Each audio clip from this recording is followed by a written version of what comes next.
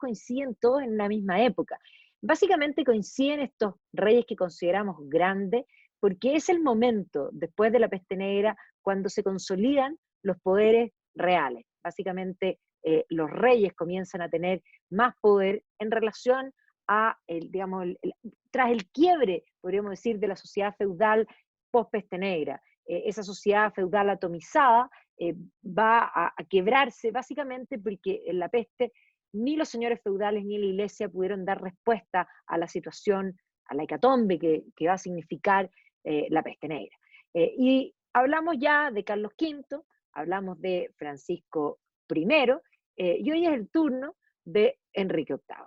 Y Enrique VIII, que no es el rey más importante que ha tenido Inglaterra, no lo es, pero es el más famoso. O sea, si uno piensa en un rey británico, todos piensan en Enrique VIII. Uno camina por Londres y se encuentra con los afiches que hablan de ir a Hampton Court, por ejemplo, que es una de las atracciones que está dentro de Londres, está en la parte que se denomina Kingston, es decir, se llama Kingston porque era la parte del pueblo, era un pueblo separado de Londres antes, era el pueblo del rey.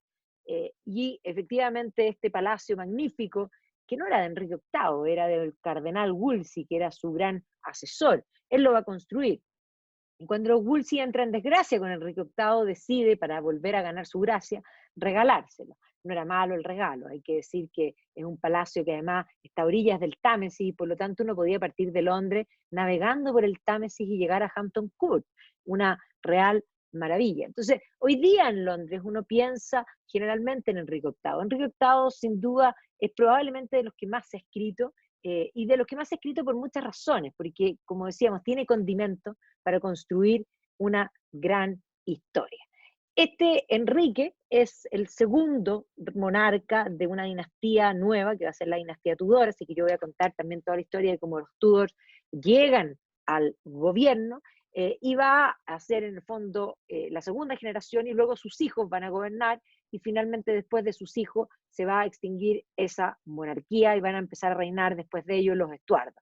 Pero coincide esta dinastía Tudor precisamente con el cambio, podríamos decir, literalmente de posición en el escenario europeo de Inglaterra como reino. Le va a cambiar esta dinastía en parte a algo Enrique VIII, porque va a empezar a competir en las ligas mayores a nivel político. Inglaterra no era un reino tan importante en ese entonces, pero principalmente va a ser su hija la que va a terminar de poner a Inglaterra dentro de las esferas de los primeros órdenes, y va a cambiarle literalmente el pelo a Inglaterra. Entonces, Enrique VIII ha sido parte del intelectual, podríamos decir, colectivo, de esta visión, digamos, de la cultura popular, principalmente y no exclusivamente por su vida amorosa. O sea, siempre se habla de las 6 mujeres de Enrique VIII. Ahora, son 6 mujeres con las que se casó, pero la verdad es que en su vida van a haber más que 6 mujeres. ¿Ya? Pero precisamente esta historia es una historia que va a cautivar y que, como podemos ver, no hay una película, no hay una serie, sino que hay múltiples películas y múltiples series. Desde ya una de las series que cautivó, y si no la han visto, véanla. Tienen que sobrevivir básicamente los primeros 2 capítulos, porque es muy chocante ver la corte de los Tudors, donde todos parecen modelos de Dolce Gabbana.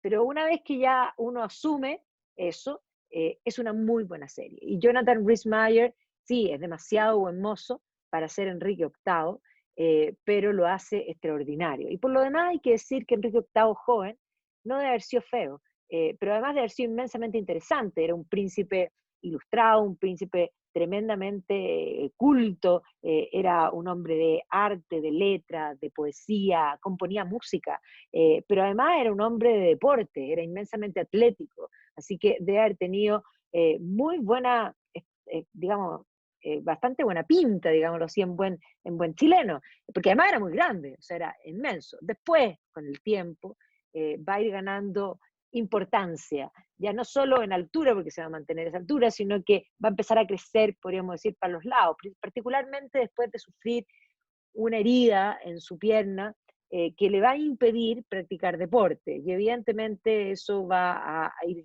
hacerlo ganar importancia. ¿Ya? Pero sí, choca muchísimo cuando uno ve en la primera temporada esto, efectivamente todos son magníficos, ellas realmente estupendas, ellos no hay palabra, pero principalmente lo más interesante de esa serie es el Duque de Safo. Ya el Duque de Safo, que es James Cavill, que después hace de Superman.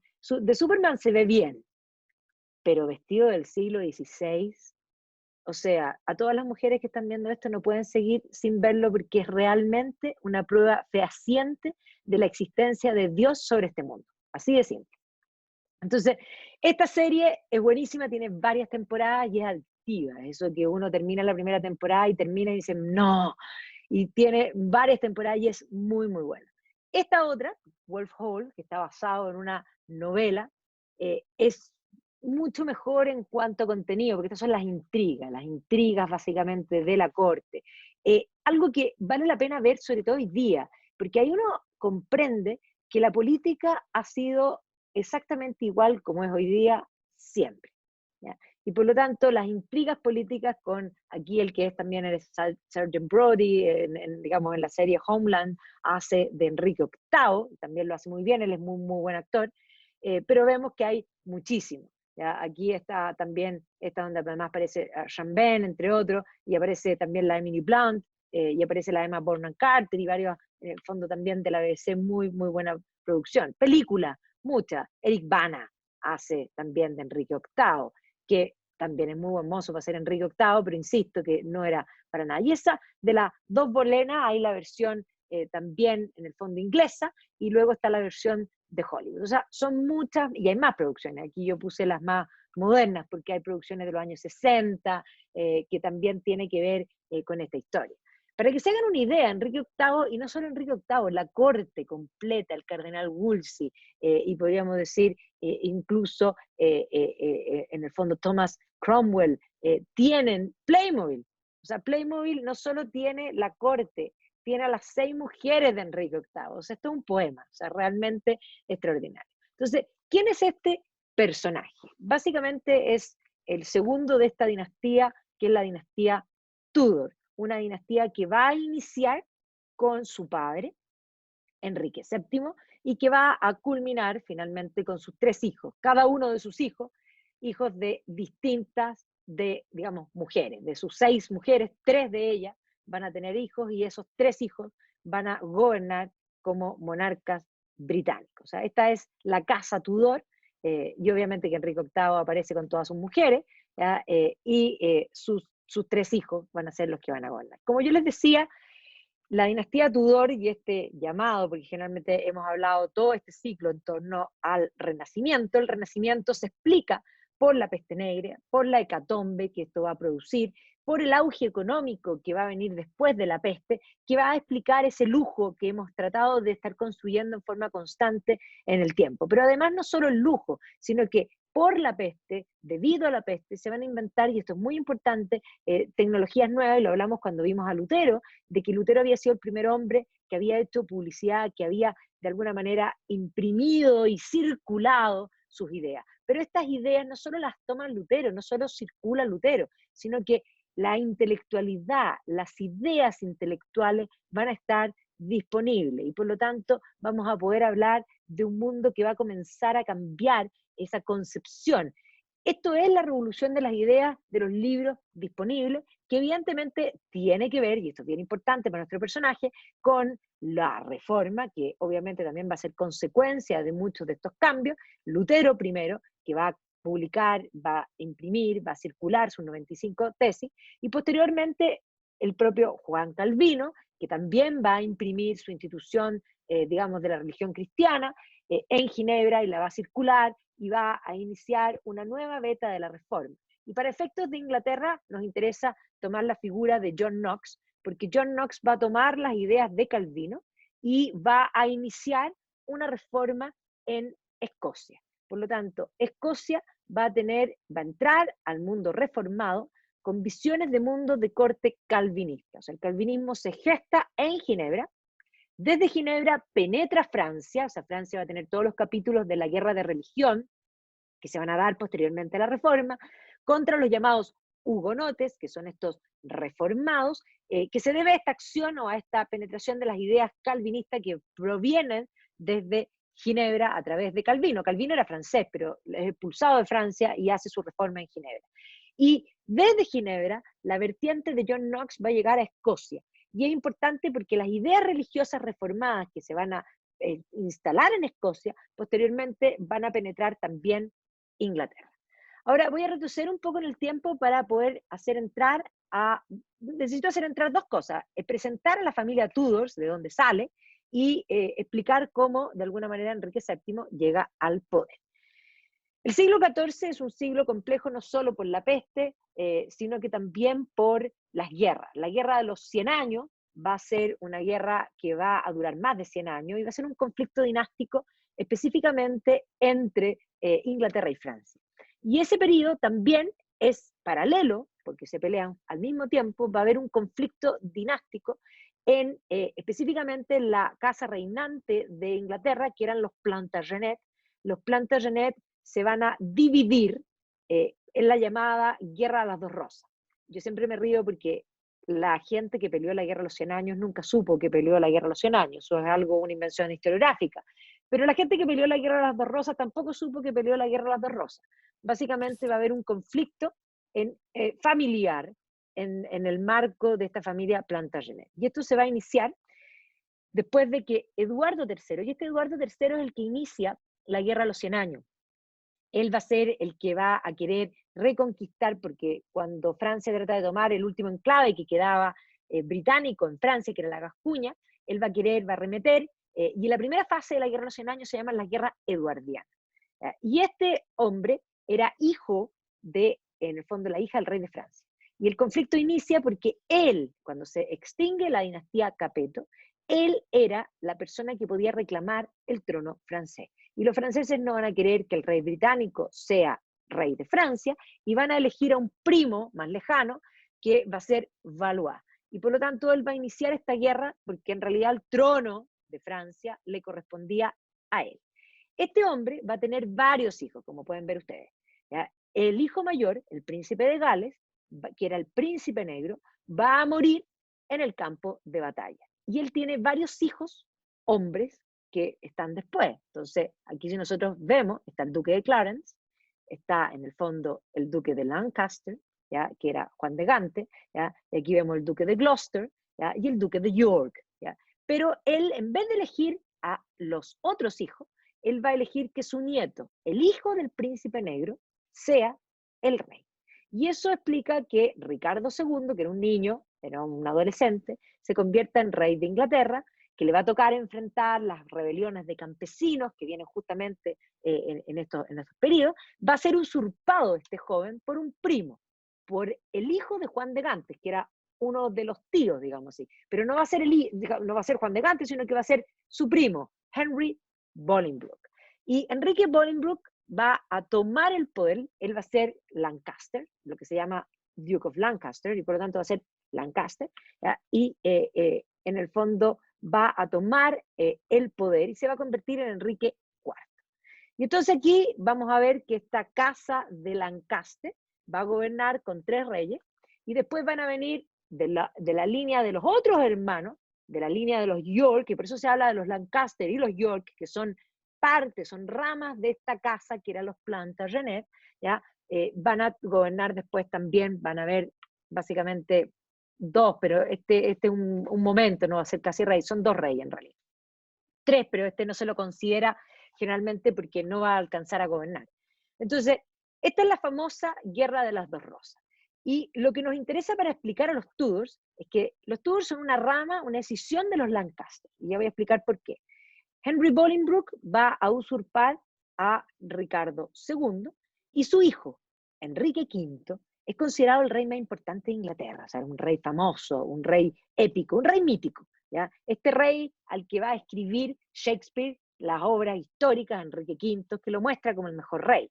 Un rey fantástico, ¿por qué? Porque en el marco de la Guerra de los 100 años va a ganar montones de territorios en Francia, va a ganar una emblemática batalla en Agincourt, siendo que eran muchos menos, y por lo tanto este es el relato de David contra Goliat, y básicamente va a lograr que el rey de Francia lo reconozca a él como el sucesor de su trono. Y él se va a casar, digamos, con la hija del rey. Entonces, Enrique V va a conquistar todos estos territorios para Inglaterra. O sea, gran parte de Francia era inglesa.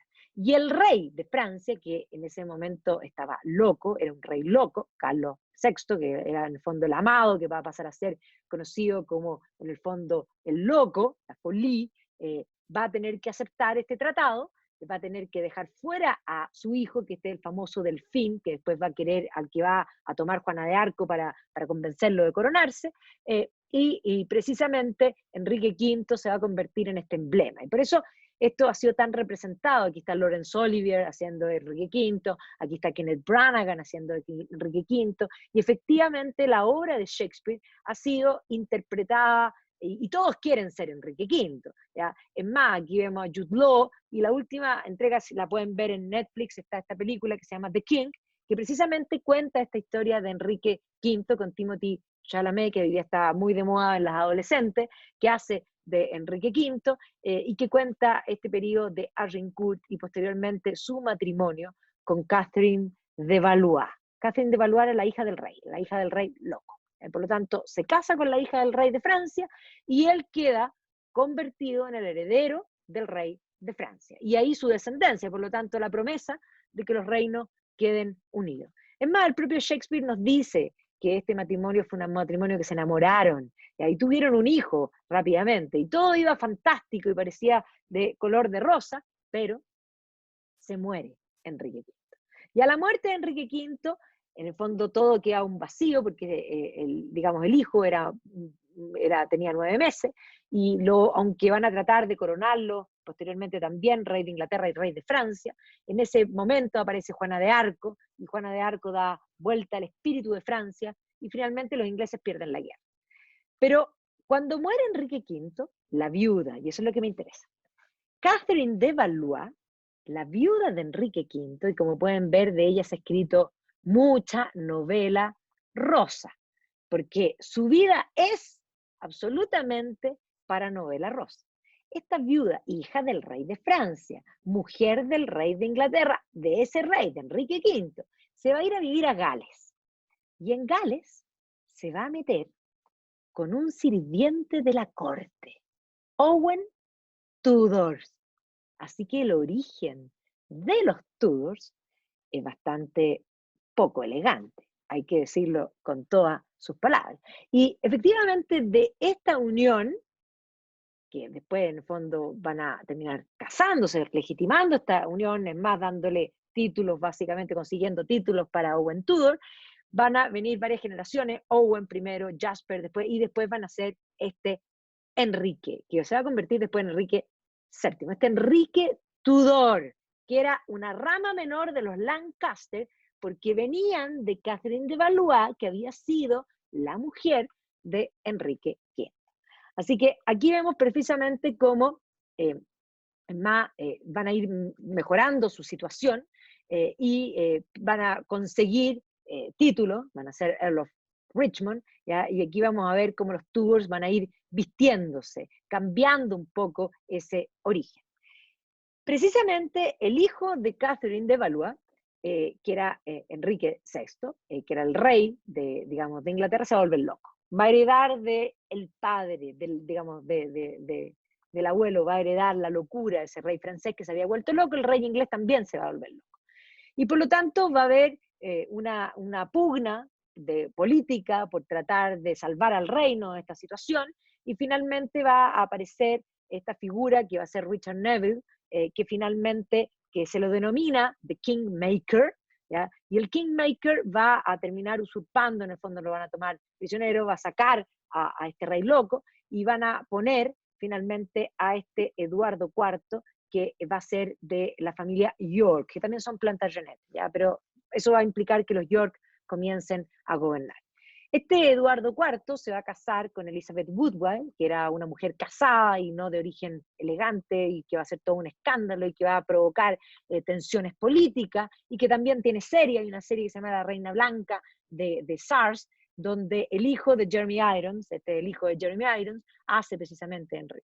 Y finalmente, este Enrique va a tener un hermano, que era Ricardo, que era el duque de Gloucester, ¿ya? Y que precisamente cuando muere Eduardo, Ricardo decide finalmente tomar el poder, porque en realidad tenían que gobernar los hijos. Ya tenía, de hecho, un hijo mayor, que era este Eduardo V, que es ese niño que aparecía en esa foto que yo les dije que no alcanzó a gobernar, y precisamente era un niño, y Ricardo III va a tomar el poder, se va a coronar, y va a mandar, y ahí está este pobre niño, digamos, a la Torre de Londres, a los dos hijos de su hermano. ¿Ya? La Torre de Londres no era solamente una prisión, eran también aposentos reales. Y básicamente, hoy día la historiografía, porque siempre la historia trató de mostrar a Ricardo III como el peor rey, como el más malo de todos los malos, ¿ya? Ese que usurpó el trono de sus sobrinos, y que no solo los usurpó, sino que los encerró en la Torre de Londres, y estos niños de la Torre, que van a ser una historia terrible y tremenda, van a después desaparecer, ¿ya? Así que no solo va a encerrar al rey, que era en el fondo que debió haber sido coronado, no lo van a terminar de coronar, y al hermano chico, a los dos los va a encerrar. Y él va a tomar el poder con su mujer, que era Anne Neville, ¿ya? Entonces, precisamente, esta es la historia que cuenta en Ricardo III Shakespeare. Nos habla de este rey Ricardo III que era realmente malo y que además lo describe como un jorobado, ¿ya? Que encierra a estos niños en la Torre de Londres, y que los niños estuvieron, y esto va a ser representado principalmente en el romanticismo, estos príncipes de la torre, que misteriosamente van a desaparecer, y que evidentemente la historiografía plantea de que los mataron, y evidentemente que tomando a Shakespeare de ahí en adelante, todos van a dar por sentado que fue el perverso Ricardo III. El Ricardo III en la obra de Shakespeare es realmente muy, muy, muy malo. Ya voy a volver a Ricardo III porque yo creo que no fue tan malo, y que yo estoy cierta que no mató él a los sobrinos. De que los sobrinos los mataron, eso está claro, pero que haya sido el tío, no está tan claro. Por otra parte, Lady Margaret Beaufort ya va a entrar en una relación con uno de estos Tudors, ya en el fondo esta familia Tudor, y precisamente en este castillo, que se llama Pembroke, que está en Gales. Ya, acuérdense que Catherine de Valois se va a vivir a Gales, y ahí tiene su relación con Owen Tudor, y después viene en el fondo Jasper, y ella va a entrar en esta relación, en esa línea dinástica, y en este castillo de Pembroke va a nacer el que va a ser Enrique, en el fondo, Tudor.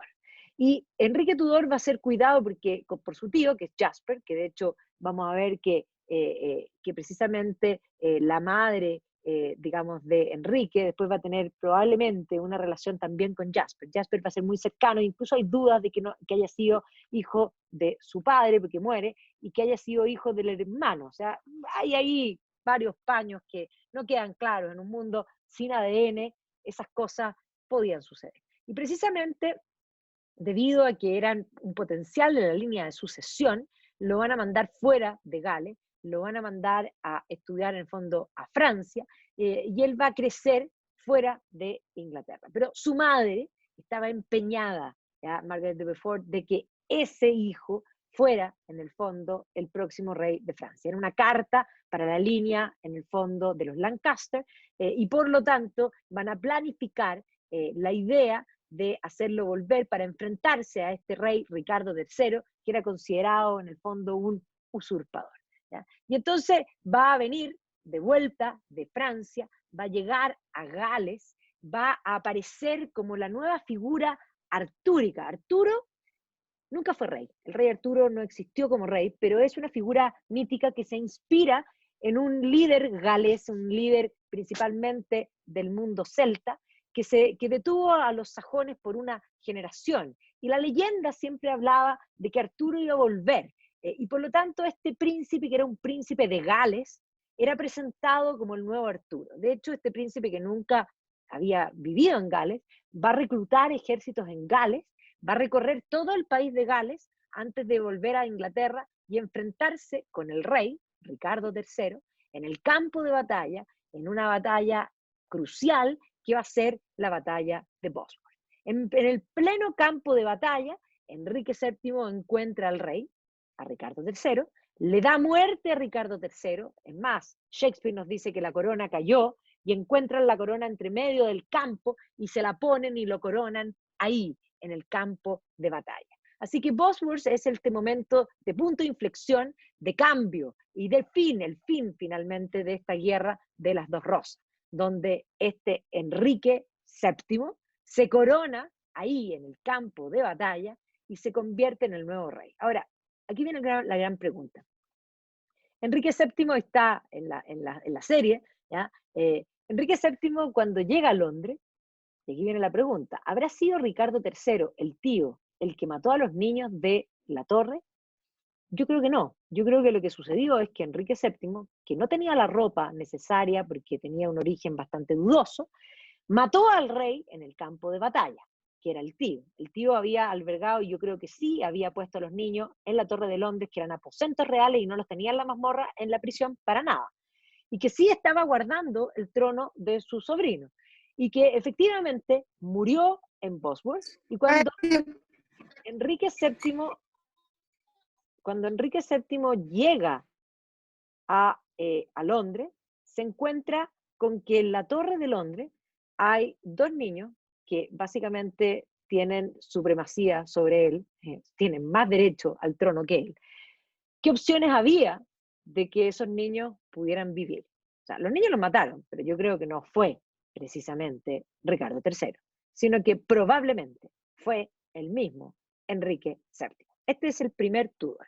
Que lo primero que va a hacer, aparte de matar a los niños, que no tenemos esa certeza porque esa es una duda histórica, pero básicamente tenía más razones. ¿Quién tenía más razones para matar a los niños? Probablemente Enrique VII. Y además se va a casar con la hermana de los niños. ¿Por qué se va a casar con la hermana de los niños? Para vestirse, para tener ropa, porque recordemos que el origen de su rama de los Lancaster era un sirviente de la corte, eso no se nos puede olvidar.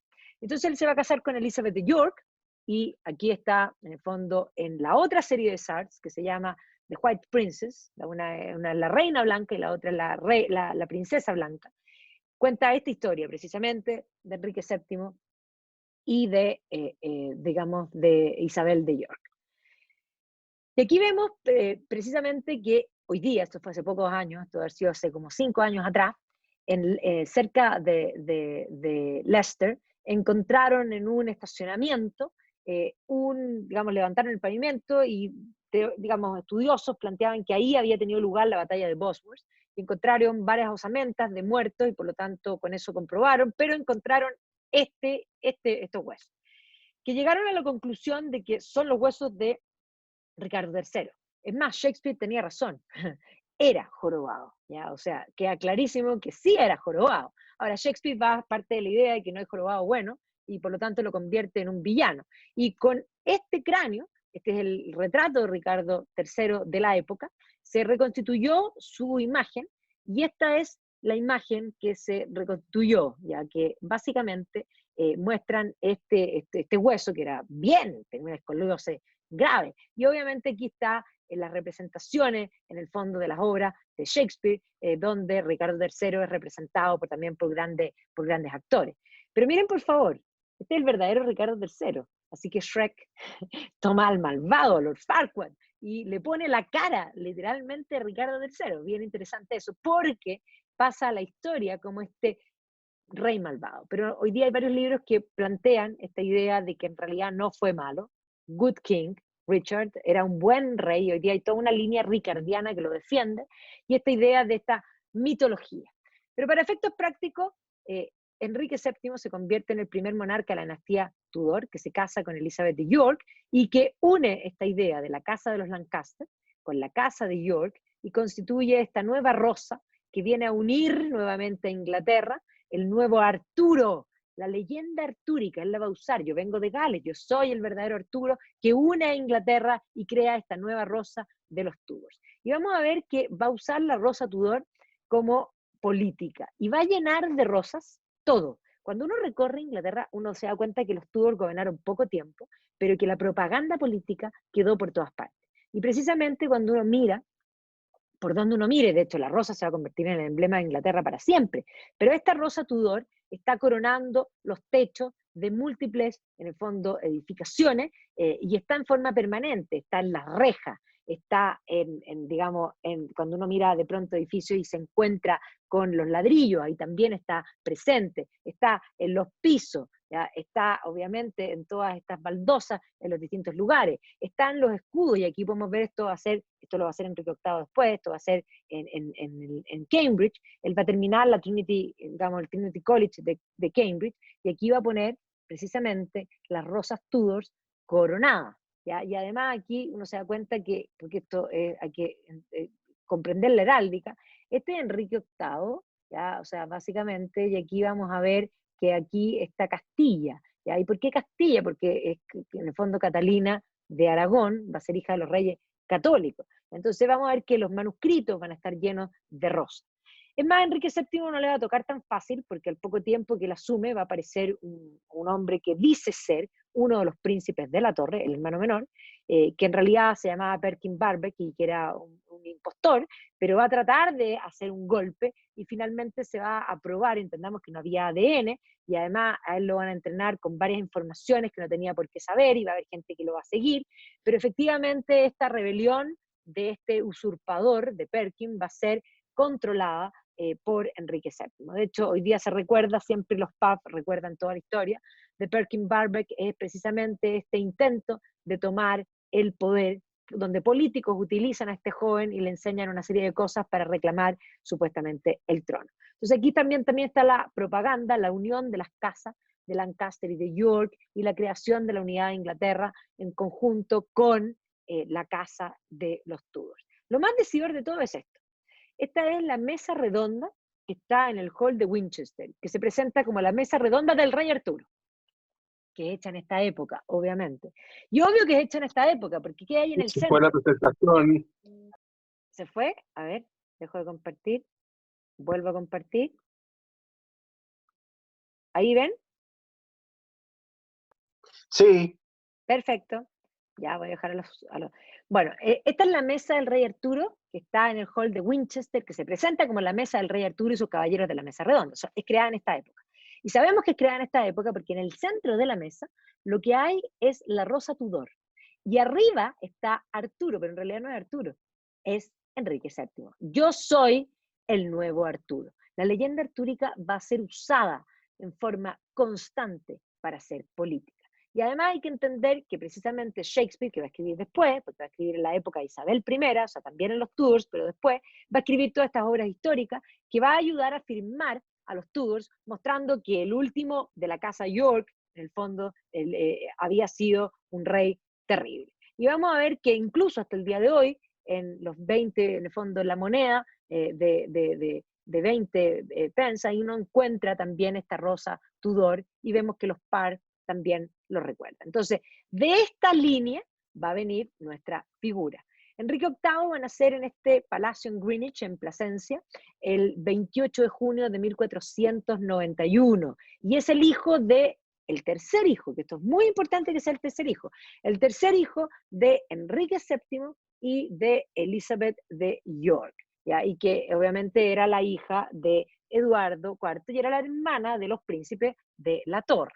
Aquí vemos cuando nace, en el fondo, Enrique VIII en la serie. Ellos tenían varios hijos, y aquí son todos los hijos que van a tener, pero efectivamente son pocos los que van a llegar a edad adulta, ¿ya? Varios van a morir infantes, era súper común que muriesen, y entendamos que los niños morían como mosca hasta ayer, porque cuando digo ayer es hasta la invención de los antibióticos. En el mundo sin antibióticos los niños se morían entre los 0 y los 5 muchísimo. Y los antibióticos aparecen en la Segunda Guerra Mundial. O sea, hasta antes de eso, cuando la gente dice no es común enterrar a un hijo, yo siempre digo que hoy día, porque en la historia lo más común no era enterrar a un hijo, era enterrar a varios hijos.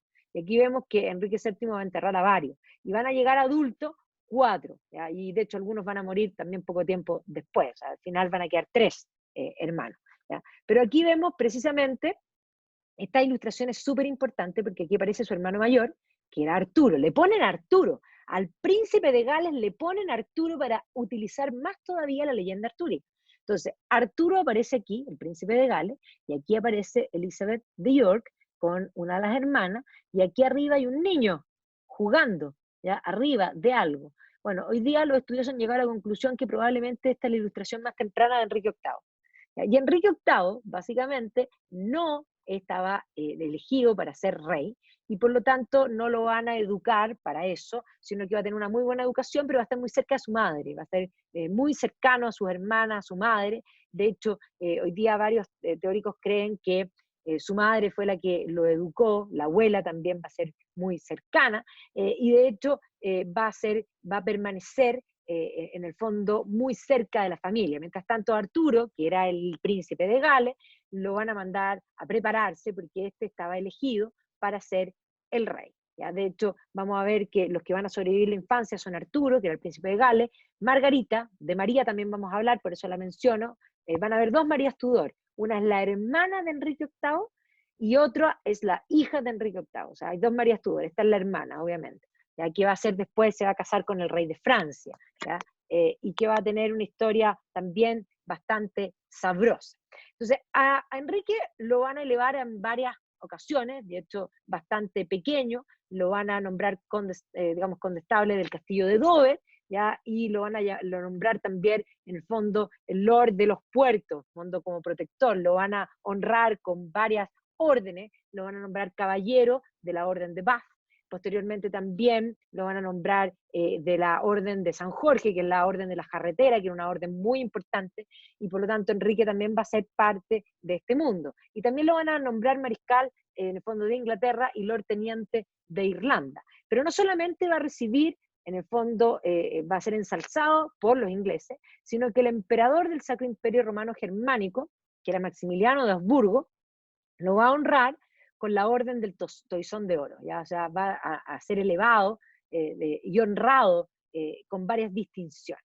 ¿Ya? Va a tener una súper buena educación, va a ser fluido en latín, en francés, en italiano, y eso va a explicar por qué además va a ser un príncipe que va a poder hacer, digamos, muchas relaciones internacionales. Y va a ser muy cercano a la abuela, esta abuela que era tan ambiciosa que había puesto todo para que su hijo se convirtiera en rey. Esta abuela, Margaret de Beaufort, va a ser tremendamente dedicada al joven Enrique. Hoy día se concluye que su madre probablemente fue la que le enseñó a leer y a escribir, porque los documentos firmados por Elizabeth de York y los documentos firmados por Enrique VIII tienen letras, caligrafías muy similares. Entonces se piensa que en el fondo estuvo muy cercano a la familia y que aparte de los tutores externos que tuvo una dedicación de la abuela y de la madre. ¿Ya? Va a tener como profesores a John Skelton, que era un poeta laureado, que era digamos, un intelectual muy importante en este periodo. Va a tener también a Bernard André, que era su profesor de latín, que posteriormente va a escribir en el fondo una biografía de su padre, ¿ya? Y también lo va a educar. Esta ilustración muestra a un niño vestido de Enrique VIII, ¿ya? Pero va a tener tutores de francés, tutores de griego, ¿ya? O sea, era un príncipe inmensamente ilustrado. Incluso cuando Erasmo de Rotterdam, que era el intelectual más importante de toda Europa, visita la corte de Enrique VII, va a quedar inmensamente sorprendido por el joven Enrique. De hecho, Sir Thomas More también era un gran intelectual en Inglaterra, va a estar inmensamente sorprendido de lo ventajoso y de lo inteligente de este joven Arturo. Así que este cuadro nos muestra aquí precisamente a Thomas More, a Erasmo de Rotterdam, y básicamente aquí está entregando digamos, una obra, porque le van a dedicar una obra al joven príncipe. O sea, aquí aparece el joven príncipe con sus hermanas. De hecho, Erasmo va a quedar tan sorprendido que incluso le va a dedicar una de sus obras y va a hacer ilustrar en el fondo la flor de los Tudor, planteando que este príncipe tiene mucho que aportar. Ahora, Enrique VII va a casar a su hijo mayor, el príncipe de Gales, Arturo, va a buscar con qué casarlo y va a llegar al mejor acuerdo que podía lograr. Casar a Arturo con la hija de los reyes católicos. Entendamos que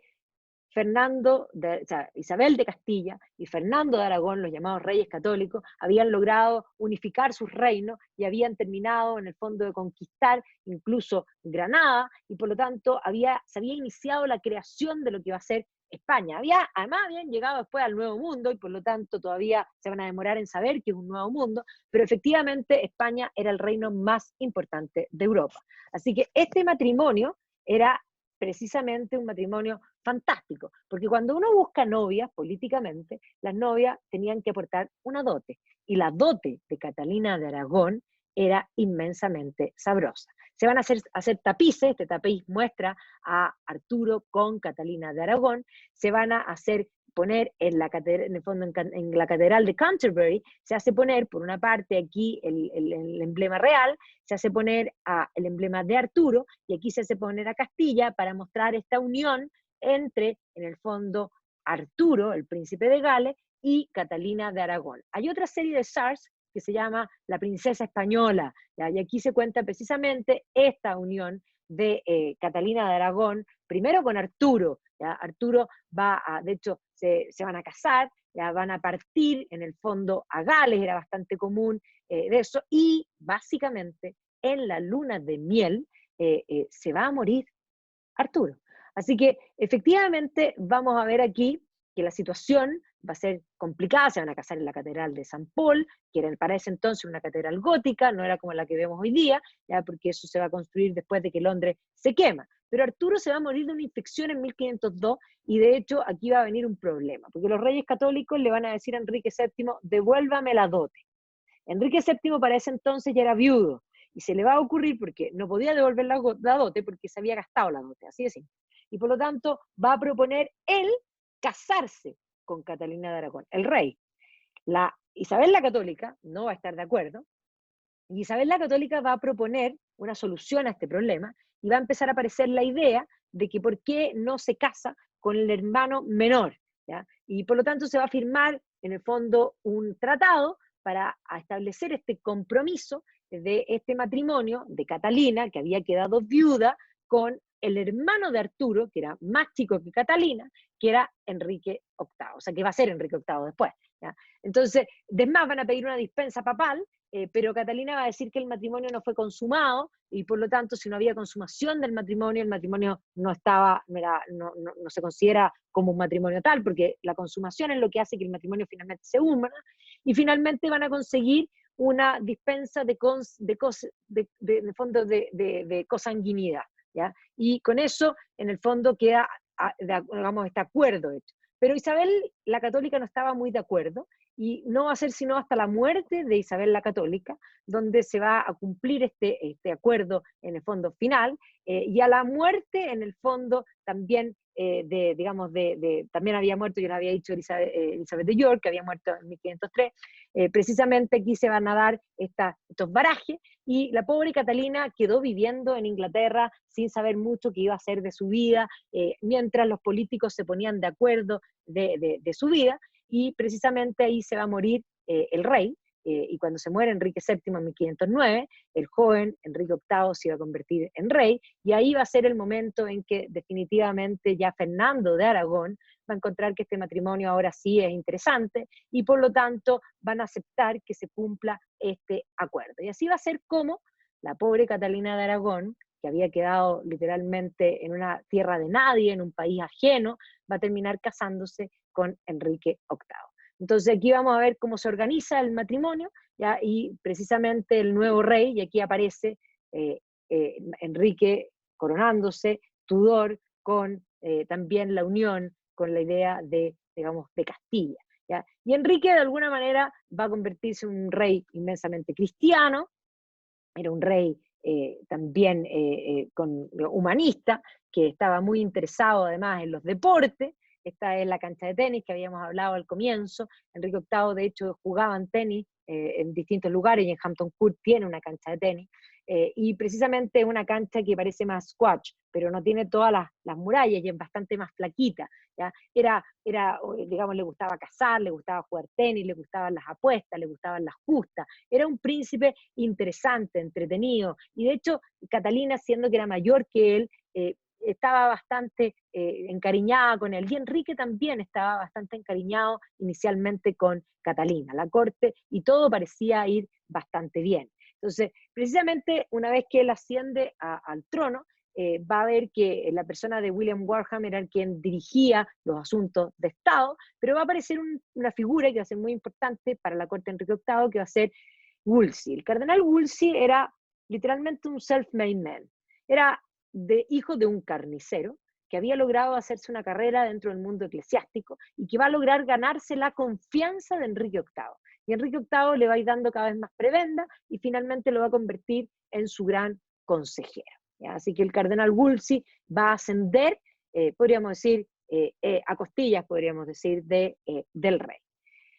Ahora, estamos en una época de guerra, recordemos la charla de Carlos V, recordemos la charla de Francisco I, donde además se peleaban guerras donde los estados pontificios tomaban partido por uno, tomaban partidos por otro, y efectivamente los franceses habían invadido, esto antes, digamos, de Francisco I, de hecho Luis XII había invadido, que es justamente antes de Francisco I, había invadido Milán, y por lo tanto había amenazado a la Santa Sede, con lo que Enrique VIII, que le gustaban tanto las justas, va a decidir ir a pelear una guerra en el continente.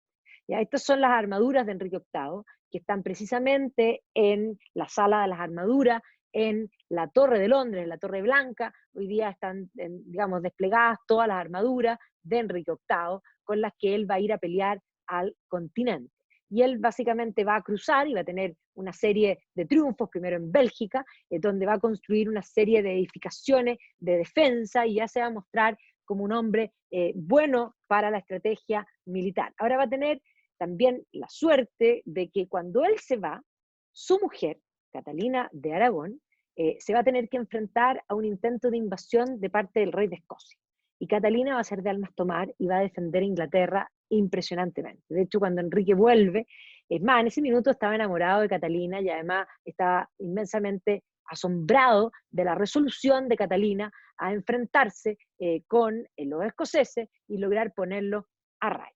Ahora, después de Julio II va a asumir el Papa León X, esta es precisamente la época de la condena de Lutero, para que se hagan una idea, y Enrique VIII va a participar en la firma de los tratados y va a comprometer a su hermana María con el rey de Francia. Así que la pobre María Tudor, que estaba enamorada de un amigo de Enrique VIII, va a ser entregada como moneda de cambio a la política y se va a tener que casar con el rey de Francia, que era mucho, mucho mayor que ella, y que de hecho Enrique le había prometido que cuando ella, en el fondo, cuando el rey, que era viejo, muriera, ella se podía casar con quien quisiese. ¿Ya? Pero efectivamente, cuando ese rey muere, ella trata de casarse con quien quiere, que era este amigo Enrique VIII, pero Enrique quería usarla como moneda de cambio político también. Y ahí es donde va a entrar la figura de Francisco I, quien va finalmente también a ayudar, principalmente va a ayudar a María porque tenía una rivalidad con Enrique VIII y no quería que casara políticamente a su hermana con nadie. ¿Ya? Y por lo tanto este es el periodo de Francisco I, de Carlos I, y precisamente vamos a tener aquí a la figura del cardenal Wolsey, que va a empezar a mover los hilos políticos para poner a Enrique VIII en estas ligas mayores. O sea, conversando de tú a tú con Francisco I, con Carlos V, y va a comenzar a firmarse estas alianzas en contra del turco. Esta es la época de Solimán el Magnífico, ¿ya? Y por lo tanto vamos a ver que Enrique VIII va a comenzar a participar de estos encuentros, va a visitar Francia, se va a encontrar con Francisco I, este es el cuadro de la llegada de Enrique VIII, aquí viene cabalgando, para encontrarse con Francisco I, ¿ya? Y efectivamente aquí se recuerda que en este encuentro incluso habrían ido a las manos, habrían hecho como, se habrían mostrado los dos como deportistas y se habrían peleado en una especie de box, no era box porque no eran las reglas del box, pero precisamente van a tener una relación de amistad y a veces ya van a ser una relación bastante, digamos, con momentos digamos, de amistad y con momentos bastante tensos. Ahí está en la serie de Carlos Rey Emperador, este momento en que se van literalmente a las manos, ya, tal y cual. Así que ahí está el rey Enrique VIII de esa serie española. Así que va a participar en las batallas continentales, en la batalla de Pavía, y esto es lo que lleva a John Norwich a escribir este libro que se llama Los Cuatro Príncipes, incluyendo a Enrique VIII. Y Catalina de Aragón había logrado en el fondo mantener, él le tenía un cierto aprecio, pero Catalina había tenido varios hijos que murieron todos, y finalmente eso va a llevar también al rey a cuestionarse si Dios realmente quiere esta unión, entre otras cosas, Y finalmente en 1516 ella va a tener una hija. Pero entre todos estos nacimientos no natos, digámoslo así, Enrique va a buscar compañía. Así que Enrique siempre va a tener amantes. ¿Ya? Y va a empezar a tener amantes, digamos, desde el primer periodo. Primero va a tener a un amante que es Anne Hastings, que era una condesa de Huntingdon, ¿ya? Y que de hecho era hermana de uno de sus amigos, ¿ya? Y luego va a buscar otra amante, de las que les conocemos, sabemos que Elizabeth Blount fue una de las amantes para 1516, que se conoce como Bessie Blount, ¿ya? Y con ella habría tenido un hijo, hombre, ¿ya? Este Henry Fitzroy va a ser en el fondo posteriormente nombrado duque de Richmond y de Somerset, él lo va a elevar, le va a dar honores, y era un hijo hombre, pero fuera del matrimonio, por lo tanto no servía para la línea sucesoria. Después va a tener un largo romance con la hermana de María, digamos de Ana Bolena, que es María Bolena, y de hecho María, que María además va a ser después amante de Francisco I también, Francisco I va a decir que es la peor puta que ha conocido, lo dice Francisco I, no yo, y precisamente María va a tener dos hijos, que varios hoy día piensan que deben haber sido hijos de Enrique VIII.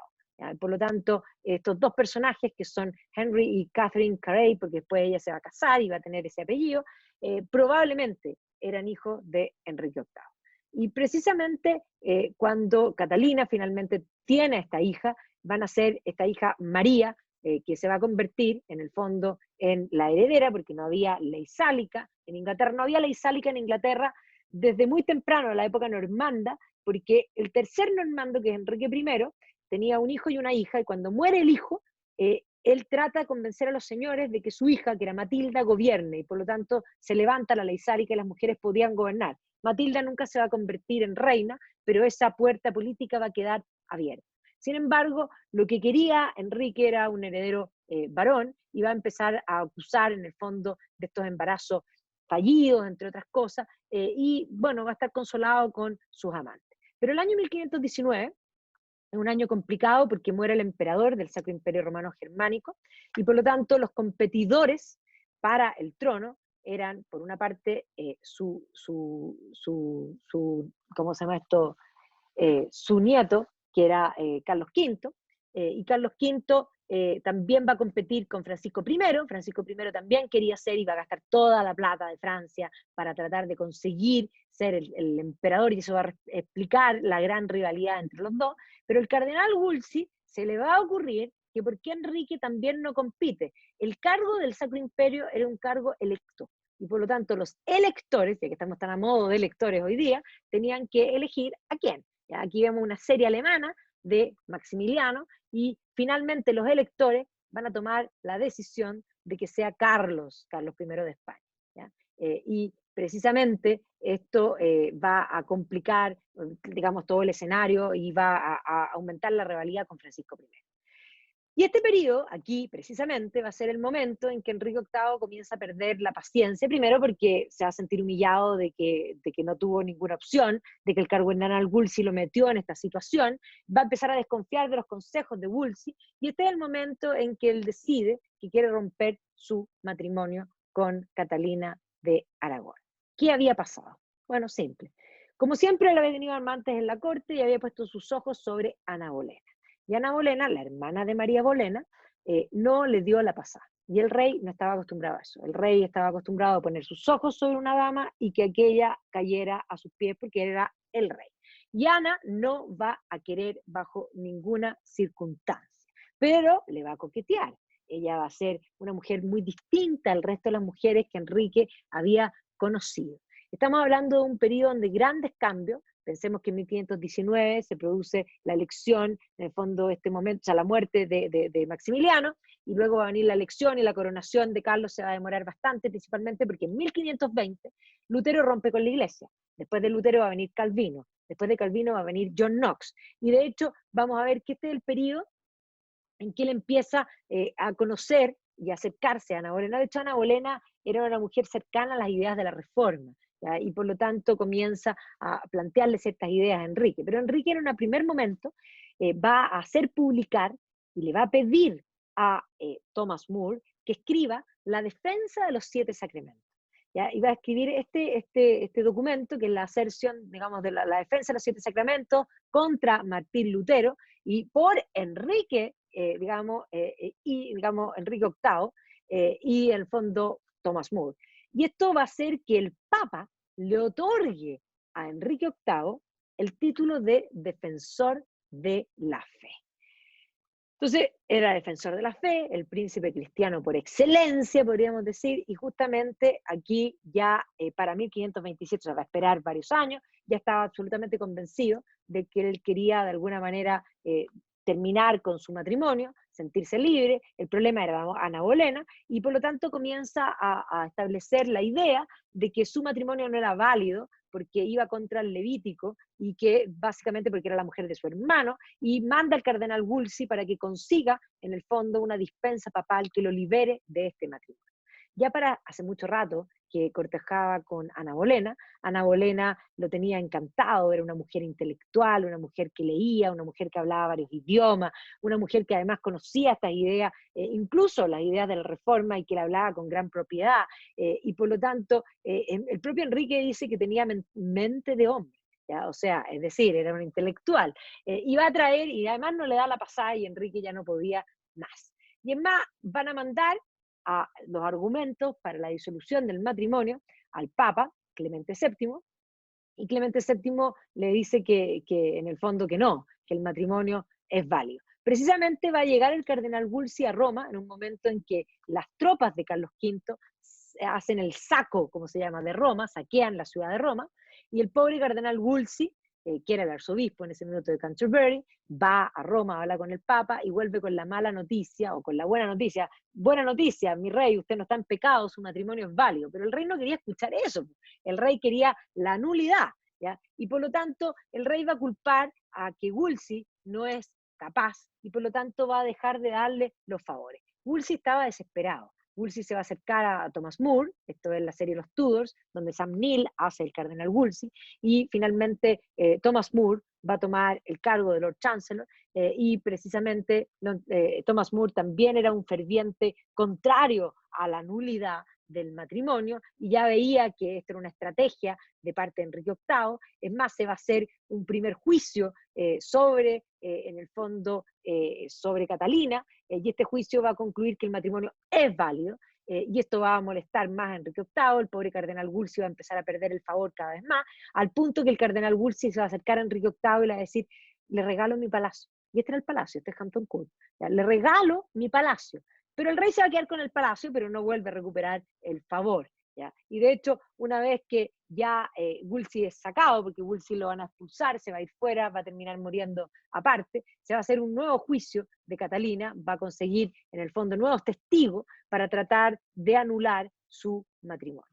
¿Ya? Y por lo tanto, es más, va a ser expulsada Catalina de la corte, la van a mandar en el fondo a una prisión domiciliaria con su hija, va a ya se le van a entregar los aposentos reales a Ana, aunque Ana todavía no se había casado con él, y efectivamente Ana lo tenía embelesado. Él ya no podía más, ya no podía pensar con una cabeza, sino que efectivamente estaba pensando precisamente y viendo cómo podía solucionar esta situación.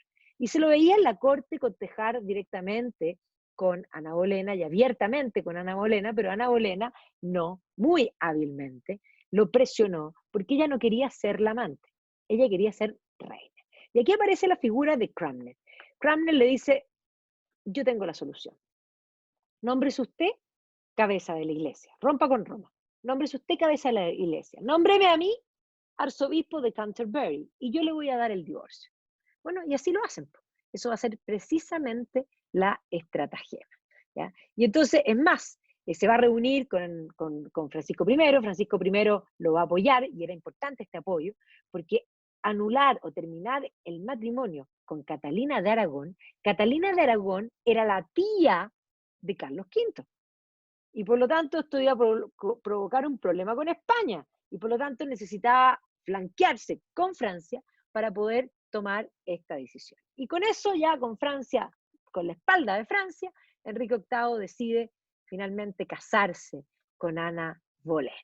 Así que aquí viene el matrimonio, él va a declarar nula la sucesión del matrimonio anterior, porque el matrimonio queda nulo, por lo tanto María Tudor queda, la hija que habían tenido con Catalina de Aragón, queda fuera de la sucesión, y se va a casar y va a hacer marcar todo con este emblema, que después lo va a hacer sacar todo, pero en Hampton Court todavía queda este, que dice Henry and Anne, ¿ya? Henry y Anne, con las rosas Tudor, un poco marcando esta nueva. Y las monedas que va a hacer acunar también van a decir Henry and Anne, ¿ya? Y estas monedas probablemente son para Irlanda, porque tienen además el arpa irlandés. Y por lo tanto aquí vamos a ver como el cardenal Cranmer, que le va a dar básicamente el divorcio, va a convertirse en el gran consejero. Y de esta unión con Ana Bolena van a ser la que va a ser después Isabel I. Entonces, Enrique VIII, ahora ya poderoso, ya ha logrado conseguir lo que quería, tenía varios consejeros, que va a ser el duque de Norfolk por una parte y Thomas Audley, y va a hacerse de un nuevo consejero. Y este consejero va a ser Thomas Cromwell. Thomas Cromwell, en el fondo, va a ser otra vez igual que Wolsey. Wolsey era hijo de un carnicero. Thomas Cromwell es hijo de su padre era dueño de una fábrica de tejido, herrero y cantinero, o sea, no tenía un origen elegante, también era un self-made man, un hombre que había hecho política, que había logrado ganar la confianza nuevamente del rey y que va a ascender poco a poco hasta llegar a convertirse en el gran consejero de Enrique VIII. Ahora, Thomas Cromwell era un reformado, es decir, él creía, era presbiteriano, creía en las ideas de la reforma, básicamente cercano al calvinismo, Se fue la y, presentación. qué cosa tan rara, voy de nuevo.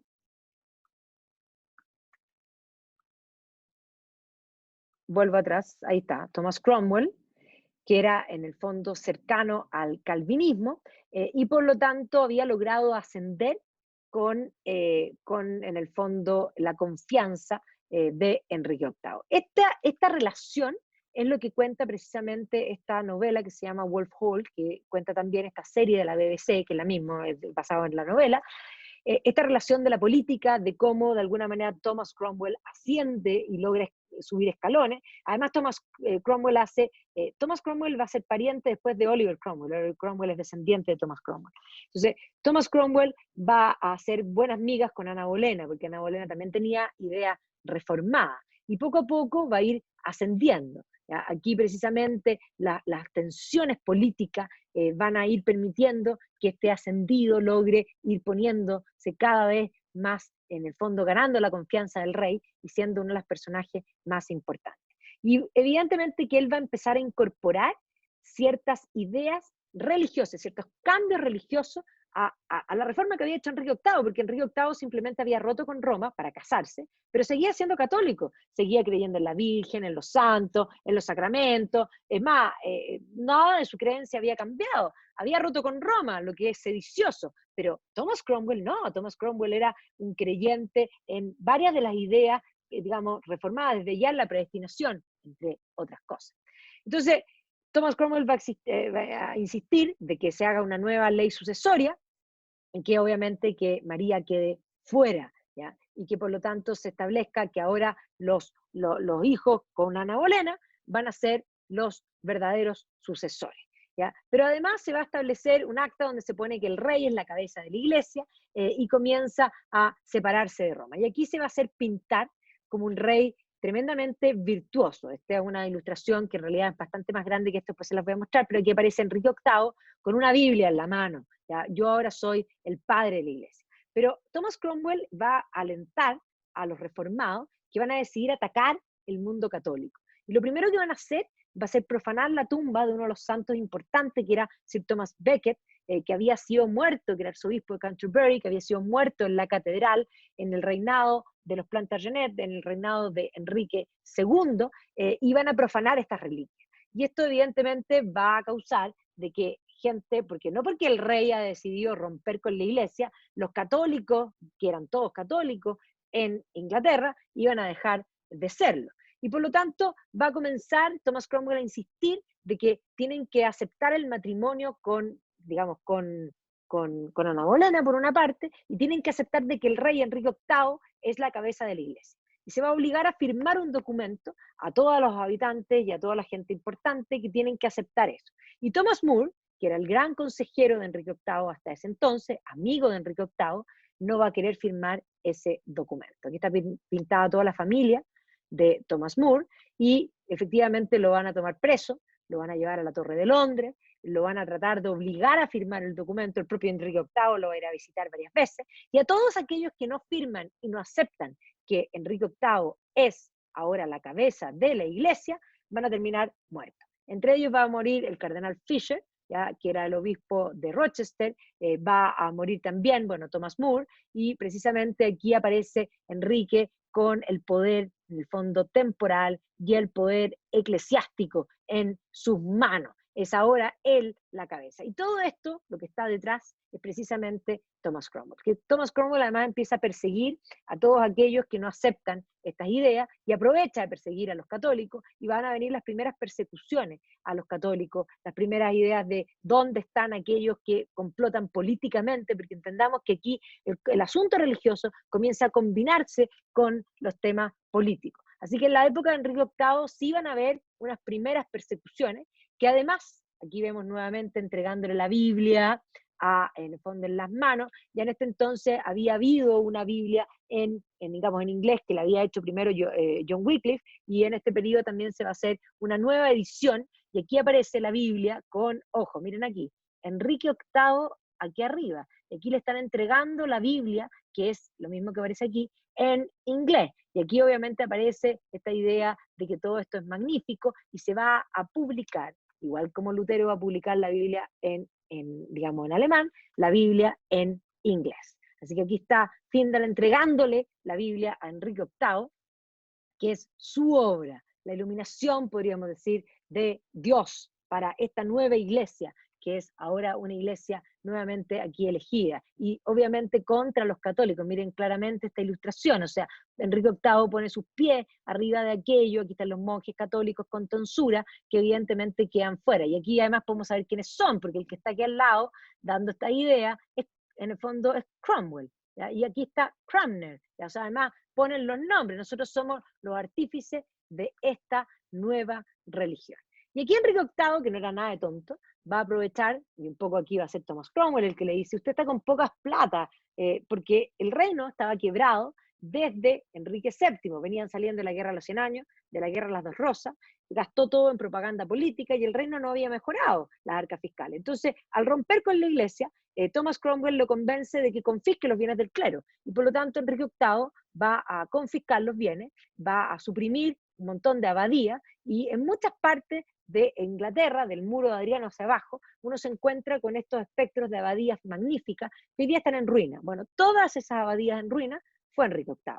Enrique VIII confiscó y cerró las abadías, se sacó todo y confiscó los terrenos, porque no son solo las abadías, no son solo los bienes en el fondo monetarios, sino que es también todas las tierras, ¿ya? Y por lo tanto aquí vemos la confiscación de los bienes del clero, que evidentemente la disolución de los monasterios le va a cambiar las arcas fiscales importantemente a Enrique VIII. Aquí va el curita arrancándose, y aquí vemos varios tapices que muestran precisamente estas acciones de la confiscación de los bienes del clero. Y no solo va a confiscar en Inglaterra, sino que también lo va a hacer en Irlanda. Y así que aquí vemos esta moneda de Enrique VIII, ¿no es cierto?, con el arpa irlandesa, y va a confiscar, aquí vemos abadías disueltas en el condado de Mayo, está la abadía de Fontainebleau, también digamos, Fontainebleau, perdón, en Irlanda. Y esto va a provocar que los católicos reaccionen. Entonces Robert Aske, que era un señor del norte, va a organizar entre 20.000 y 40.000 en el fondo rebeldes, que van a ser liderados y van a empezar a caminar una gran caminata desde el norte para ir a hablar con Enrique VIII, principalmente para lograr que se deje de perseguir a los católicos. Esto es lo que se conoce como la peregrinación de la gracia, ¿ya? Y efectivamente Enrique VIII le dice digamos, al líder que él lo va a recibir, a Ask, y que va a conversar con él. Y todos estos católicos venían con estandarte, venían los sacerdotes, ya con las cruces, este era el estandarte que tenían con el Sagrado Corazón en el centro, ya la idea, y esta es la caminata que van a hacer, en el fondo por el norte, venir reclutando gente y van a avanzar en el fondo hacia el sur. Esto es lo que se conoce como el peregrinaje de la gracia, o esta insurrección, esta historia básicamente de Enrique VIII, de Thomas Cromwell y de esta peregrinación, que no va a terminar bien, porque Enrique le va a decir que sí, que se va a juntar con él, pero efectivamente lo que va a hacer es juntarse con él, tomarlo preso y después, digamos, desarmarlo, porque a los traidores principalmente los mataban, pero después los dividían en pedazos para mandar los pedazos a distintas partes, para mostrar que no podían haber traidores. Y este es el momento, después de esta matanza, que van a matar principalmente los cabecillas, no van a matar a toda la peregrinación, pero eso obviamente va a asustar a los católicos, y el Papa va a excomulgar a Enrique VIII. Y también a Thomas, digamos, Cranmer, que era el obispo. ¿Ya? Así que en este periodo, en 1533, van a ser la hija de Enrique VIII y Ana Bolena, en el mismo palacio que había nacido Enrique VIII en Plasencia, así que ahí está precisamente el momento en que nace, digamos, Isabel, que también Enrique VIII nació en este mismo lugar. Va a ser bautizada por el propio Cranmer, y al poco tiempo vamos a ver que comienzan los problemas primero de Ana Bolena con, digamos, van a comenzar los problemas de Ana Bolena con Thomas Cromwell. Va a empezar a ganar un enemigo con Thomas Cromwell. Y por lo tanto, Enrique, de hecho, Thomas Cromwell le hablaba en el oído a Enrique va a comenzar a tener unas ciertas dudas con Ana Bolena, porque Ana Bolena va a quedar embarazada nuevamente, la guagua va a morir, y por lo tanto él va a considerar que esto es una señal de Dios, que probablemente Ana no era del agrado de Dios, y por lo tanto comienza a buscar nuevas amantes. Ana Bolena se vuelve loca y desesperada cuando Enrique VIII busca amante. Sabemos que tuvo esta amante que es Margaret Mach Shelton, que iba a ser la primera, y posteriormente en eso estaban, las relaciones de este segundo matrimonio no estaban muy bien, y en eso van a llegar las noticias de que Catalina de Aragón murió, y por lo tanto ya no existe ese fantasma. De hecho van a hacer un baile en la corte, Ana en ese momento se va a reconciliar nuevamente con Enrique. De hecho, Ana Bolena se va a acercar a Charles Brandon, que era digamos, el duque de Suffolk, que era el hermano, digamos, el amigo de Enrique VIII, que se casa con la hermana, después con María, que era el enamorado de María Tudor, para tratar de conciliarse con el rey, pero Ana se había ganado un enemigo, y este enemigo era Thomas Cromwell.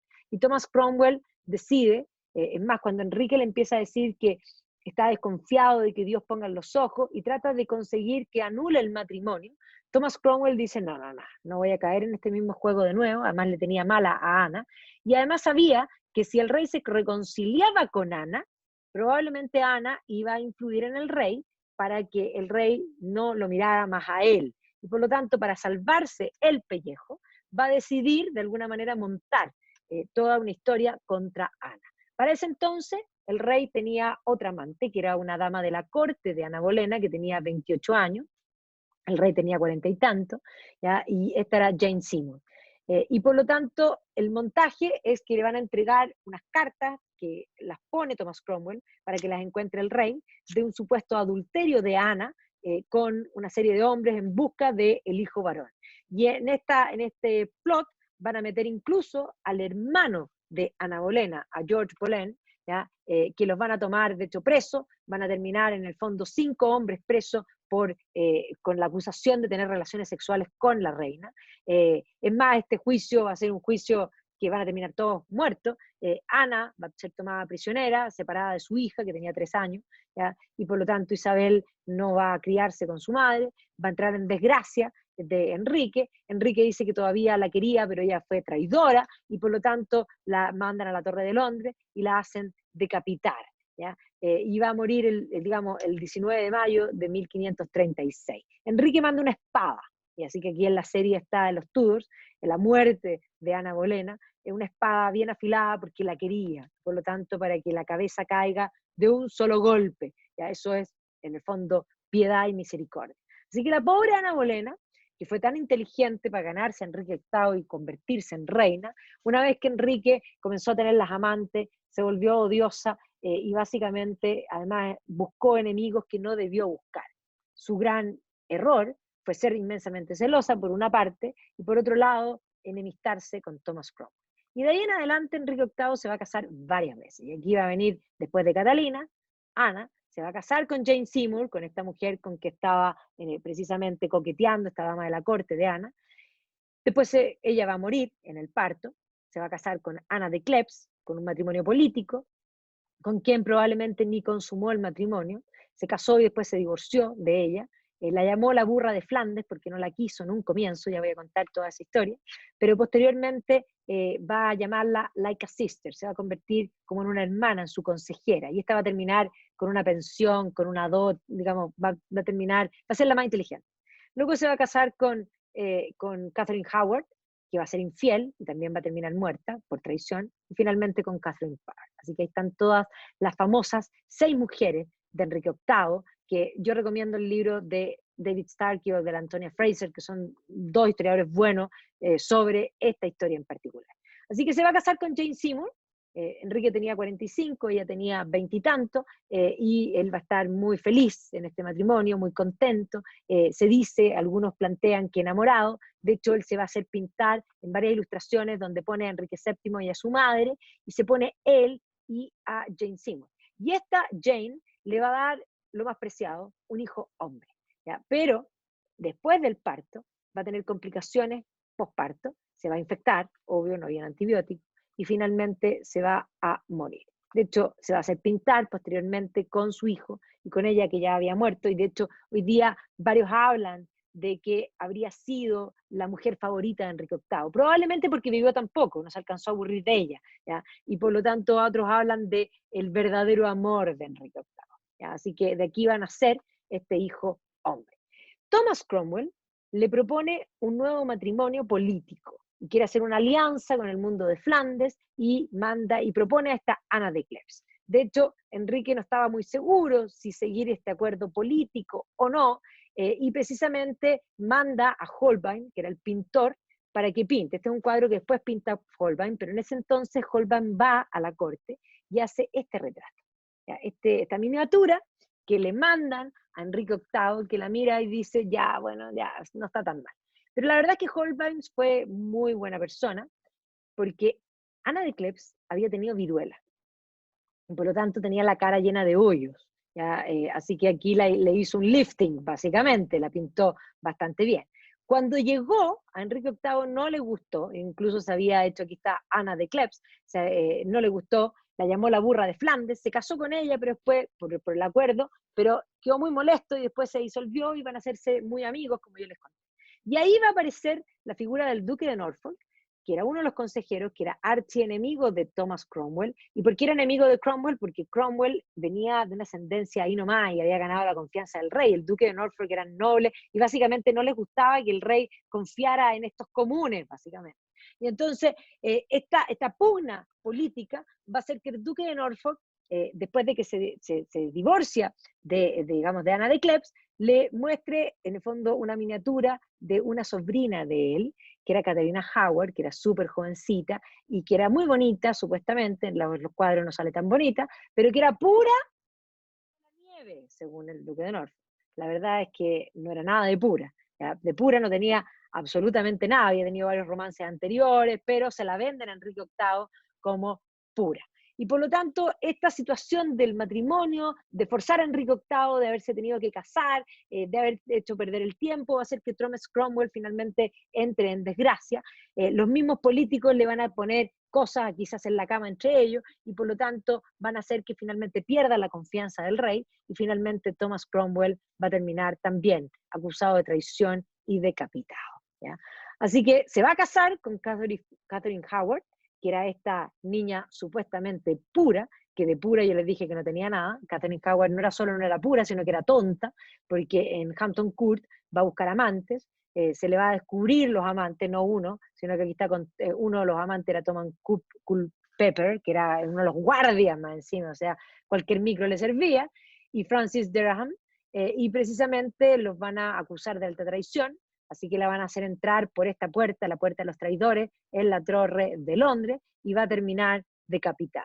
De hecho, uno de los fantasmas que está en Hampton Court es precisamente ella, porque la vienen a buscar y por los corredores ella corría para que no la atraparan y finalmente la atrapan y supuestamente es uno de los fantasmas que se le adjudican a Hampton Court.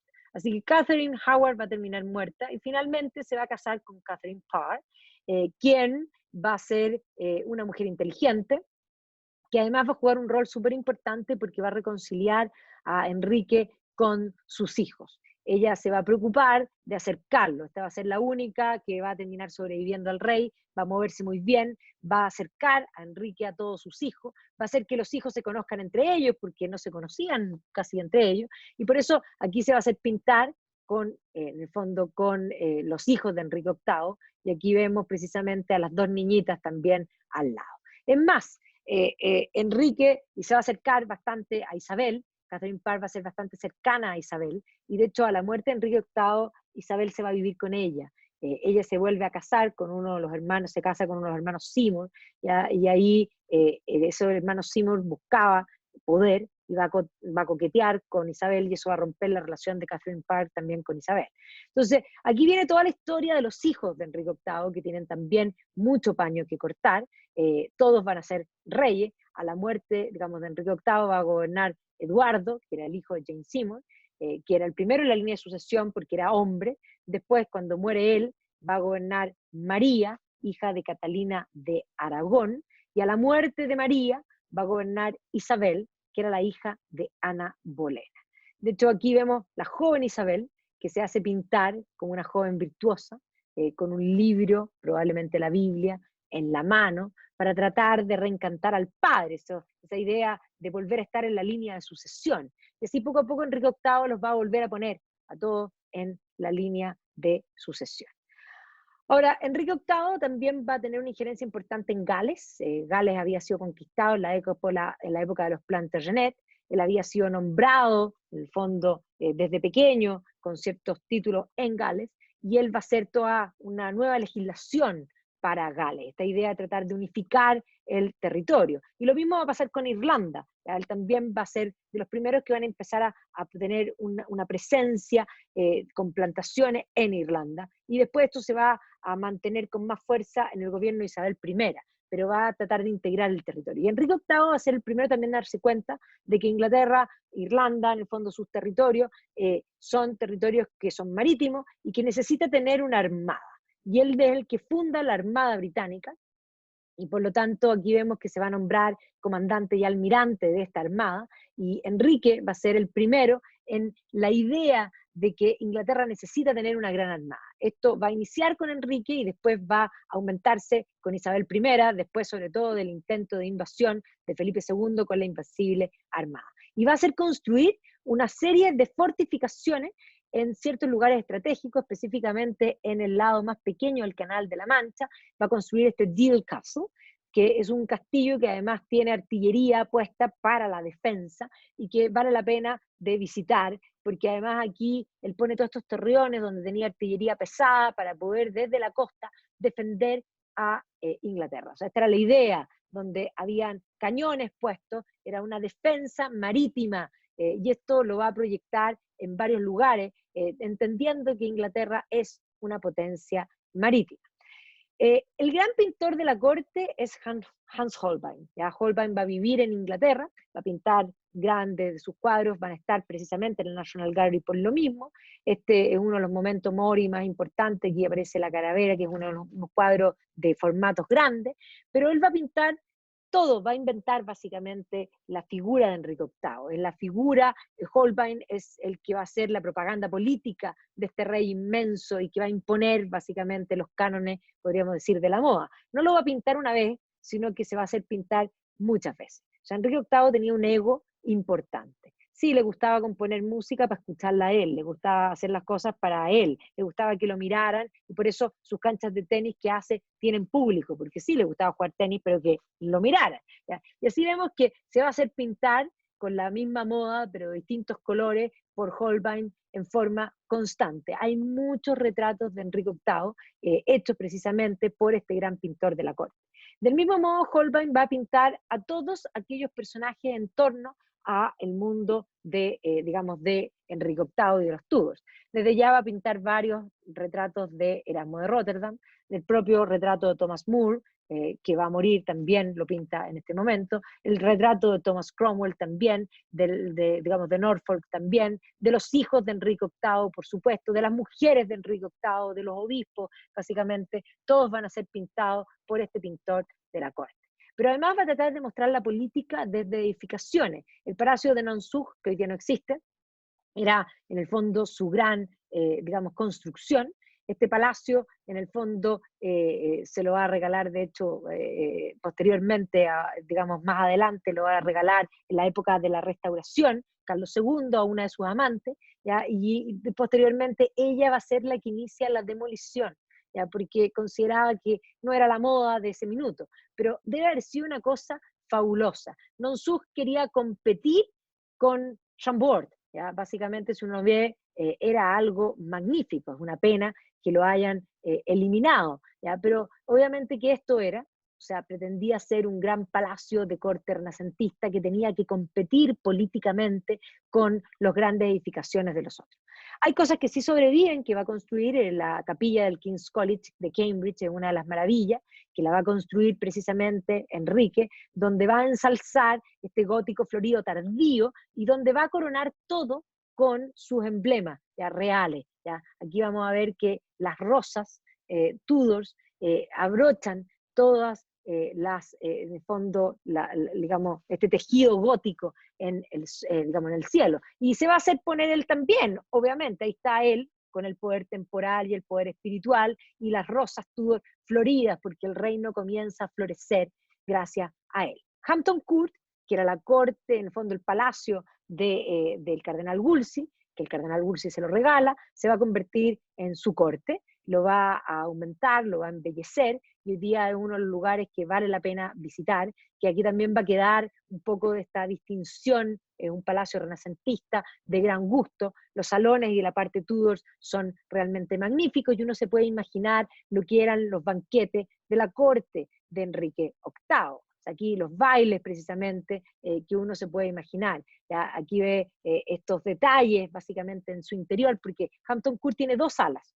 Un ala que es el ala Tudor, que es precisamente la corte de Enrique VIII, y tiene un ala que se va a construir precisamente por Carlos II durante la restauración, y lo va a completar Sir Christopher Wren, que es una parte más moderna, que compite básicamente con Versalles, es el Versalles inglés, también mantiene los ladrillos, pero tiene esa estructura racionalista. Aquí en Hampton Court está la cancha de tenis, esta es la cancha de tenis, fantástica, y aquí obviamente ven que no hay muralla, y aquí estaba el público porque él básicamente quería que lo miraran. En Hampton Court además hay curiosidades, como por ejemplo esta.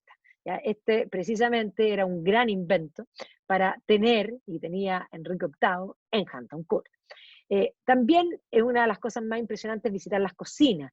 Solo visitar las cocinas uno se da cuenta del nivel de los banquetes que habían en Hampton Court. Las cocinas son probablemente una de las cosas más magníficas de este palacio de Hampton Court.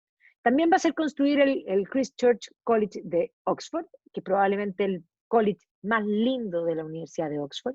Este college que aparece, que va a ser replicado en el fondo, por Harry Potter, porque parece el comedor de Harry Potter, pero no es, porque Harry Potter copia este comedor, pero le pone más mesas, lo hace más ancho. ¿Ya? Pero básicamente este college es la inspiración de Harry Potter. Y aquí al final de la mesa, si seguimos aquí, ahí está Enrique VIII.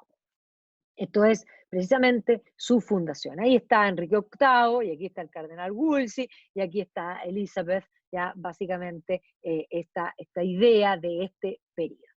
Enrique VIII sufre una herida de guerra bastante tempranamente, una herida que nunca va a sanar y que va a comenzar a ser una úlcera, que además olía espantosa, parece. Eso tenía que cada cierto tiempo sacar la púa, una cosa tremenda. Con eso va a tener serios dolores y enfermedades crónicas que lo van a ir complicando y que van a hacer que en el tiempo gane, digamos, importancia, digamos, de ancho. ¿Ya? Y aquí está, este cuadro muestra la muerte de Enrique, donde definitivamente ya finalmente muere, y aquí está precisamente, aquí muestra también la persecución de la iglesia, ¿ya? Y aquí está su hijo, y aquí están los tíos, estos son los hermanos de Jane Seymour.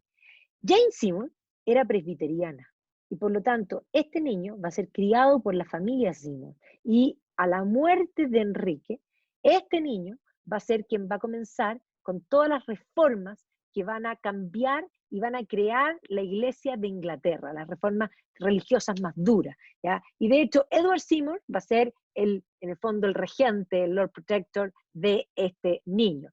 Este niño va a gobernar hasta adolescente, de hecho va a morir y tras eso van a tratar de poner una prima de él, que es Lady Jane Grey, que duró 2 días, y va a haber un movimiento organizado por María Tudor, y María va a finalmente tomar el poder. María va a volver al catolicismo y se va a casar con Felipe II de España, y va a pasar a la historia como Bloody Mary, María la Sangrienta, porque va a perseguir a los reformados, pero va a morir, y a su muerte va a asumir su hermana, hija de Ana Bolena, que va a terminar armando definitivamente la Iglesia de Inglaterra, va a crear este libro de oración común y va a establecer este Common Prayer donde todo cabe en la Iglesia anglicana, desde una Anglo-Catholics, una alta iglesia, hasta una iglesia reformada que se llama la Low Church. En una hay sacerdotes, en la otra hay pastores. Una cree en la Virgen, en los santos, en los 7 sacramentos, en la otra no tiene 7 sacramentos. Y todo cabe, menos los papistas. Y Isabel va a perseguir a los católicos y va a entrar en pugna con Felipe II. Felipe II va a mandar la Invencible Armada, pero el tiempo, el clima le va a ganar y Isabel va a lograr sobrevivir. Enrique había proyectado su tumba, esta era la tumba de Enrique VIII.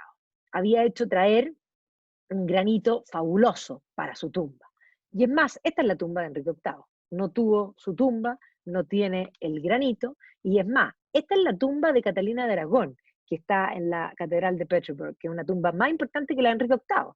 Y es más, en la tumba de Enrique VIII incluso fue profanada después en el tiempo. Aquí muestra la caricatura donde abrieron Enrique VIII, ¿ya? Y que obviamente muestra como que lo hubieran encontrado completo. Y ahí está la imagen de la profanación de estas tumbas.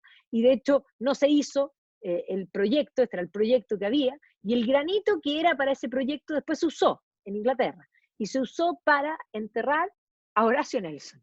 Así que debajo de, precisamente en el centro de la Catedral de San Paul, la nueva Catedral de San Paul hecha por Christopher Wren, ahí está ese granito negro, que era el granito de Enrique VIII, que hoy día alberga a Horacio Nelson. Así que Enrique VIII efectivamente se convierte en este mito, en este rey que consolida el poder real, que se casa 6 veces y que efectivamente le da una preponderancia en el escenario internacional digamos, a Inglaterra. ¿Ya? Series muchísimas, como ya lo habíamos mencionado, libros también, hay varios libros que hablan también de la persecución a la iglesia, de alguna manera del rey como un tirano, específicamente por la persecución también a la iglesia. Muchos se enfocan en sus mujeres, por supuesto, ya, por lo tanto de las mujeres, estos, digamos, el de David Starkey me parece uno de los más interesantes y el de Antonia Fraser también creo que son los mejores, ahí está el de Antonia Fraser. ¿Ya? Y obviamente que este está en castellano, las 6 mujeres de Enrique VIII, por Antonia Fraser, y otros han escrito sobre los hijos, porque Enrique inaugura esta dinastía que básicamente le cambia el pelo a Inglaterra. Así que con eso terminamos. Dejo